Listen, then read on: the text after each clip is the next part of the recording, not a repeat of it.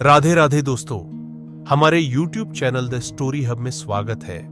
आज मैं आपको माघ स्नान की कहानी सुनाने जा रहा हूं। अगर आपको यह कहानी पसंद आए तो कमेंट बॉक्स में भगवान विष्णु की जय अवश्य लिखें।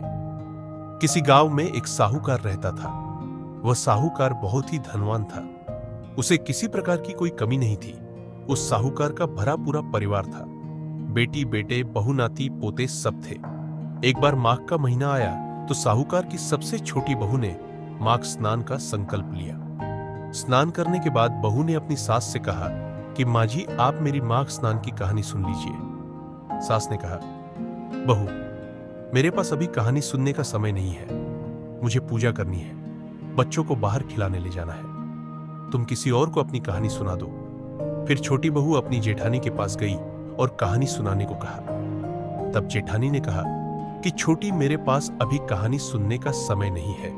मुझे खाना बनाना है, बर्तन साफ करने हैं। तुम यह कहानी किसी और को सुना दो।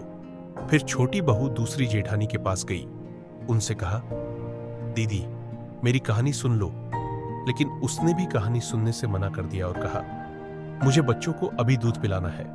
फिर छोटी बहू अपने नंद के पास गई और उनसे कहा, दीदी, मेरी कहानी सुन लो। नंद ने कहा, मेरे ससुराल से बुलावा आया है, मुझे तैयारी करनी है। अभी मैं आपकी कहानी नहीं सुन सकती। आप अपनी कहानी किसी और को सुना दो। छोटी बहू बहुत परेशान होती है कि कोई कहानी सुनने वाला नहीं है। मैं किसे कहानी सुनाऊं? तभी वहां से राजा गुजरते हैं। छोटी बहू ने कहा, क्यों ना मैं राजा को कहानी सुनाऊं। फिर छोटी बहू राजा के पास गई और राजा से कहा कि महाराज, मेरे माघ स्नान की कहानी सुन लो। तब राजा ने कहा, मुझे पूरा राज्य घूमना है, कहानी सुनने का मेरे पास समय नहीं है। छोटी बहू निराश हो जाती है। तभी छोटी बहू की पड़ोसन वहां आ जाती है और कहती है, क्या बात है, तुम इतनी उदास क्यों हो? तब छोटी बहू कहती है, मुझे माघ स्नान की कहानी सुनानी है, लेकिन कोई भी मेरी माघ स्नान की कहानी सुनने को तैयार नहीं है। फिर पड़ोसन कहती है, मैं सुनूंगी तुम्हारी कहानी। यह सुनकर छोटी बहू खुश हो जाती है और फिर दोनों मिलकर पूजा करते हैं और कहानी सुनती है। पूरे महीने दोनों मिलकर पूजा पाठ करती है और कहानी सुनती है। धीरे धीरे माघ का महीना खत्म हुआ और छोटी बहू के माघ का स्नान का संकल्प भी पूरा हुआ। जिस दिन उसने उद्यापन किया, वही दिन देवयोग से उसकी जिंदगी का अंतिम दिन था। भगवान ने उसे लाने के लिए स्वर्ग से विमान भेजा। छोटी बहू की सास विमान देखकर भागकर उसके पास आई और कहा, मुझे भी तुम्हारे साथ जाना है। तब बहू ने अपनी सास से कहा कि आपको तो पूजा करनी है और गांव में बच्चे खिलाने हैं, आप मेरे साथ कैसे आ सकती हो? फिर बड़ी जेठानी आती है तो छोटी बहू कहती है कि आपको तो खाना बनाना है, आप मेरे साथ कैसे आ सकती है?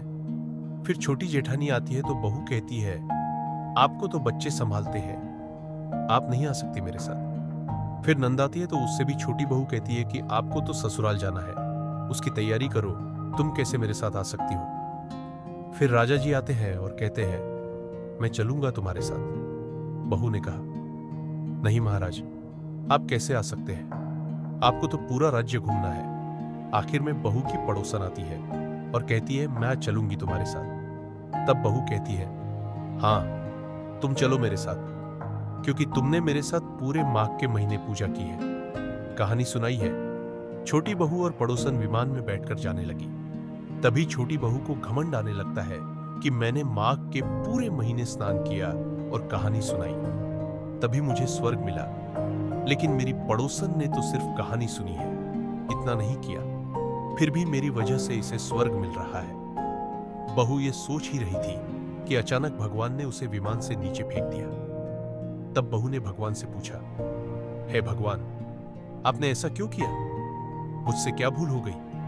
तब भगवान ने कहा, तुम्हें अभिमान आ गया था, इसलिए अब तुम मृत्युलोक में ही रहोगी।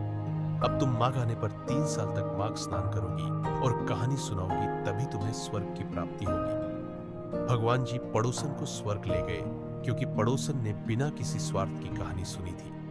अब छोटी बहू को बहुत पश्चाताप हुआ। उसने फिर से माघ महीना आने पर माघ स्नान किया और कहानी कही। लगातार 3 साल तक छोटी बहू ने यह किया। 3 साल पूरे होने पर फिर से विमान आया और छोटी बहू को स्वर्ग ले गया।